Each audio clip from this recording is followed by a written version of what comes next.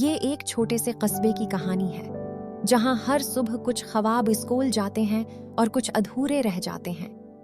علی روز کی طرح اسکول جا رہا تھا، مگر اس کے قدم بھاری تھے۔ وجہ اس کے پاؤں میں پہنے ہوئے پھٹے ہوئے جوتے۔ راستے میں کچھ بچے ہنسے، کسی نے مذاق اڑایا، کسی نے انگلی دکھائی۔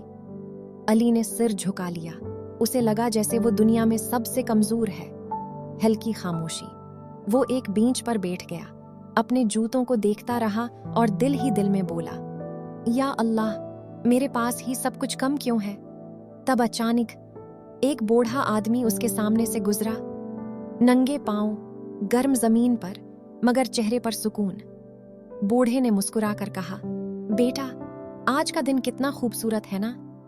علی نے پھر اپنے جوتوں کی طرف دیکھا اور پھر بوڑھے کے ننگے پاؤں کی طرف۔ اسی لمحے اس کی سوچ بدل گئی۔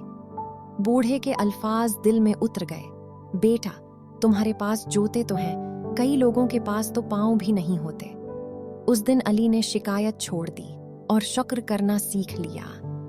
اگلے دن اس نے اپنے جوتے صاف کیے، فخر سے پہنے اور مسکرا کر اسکول چلا۔ اب وہ جان چکا تھا کہ شکر گزاری انسان کو امیر بنا دیتی ہے۔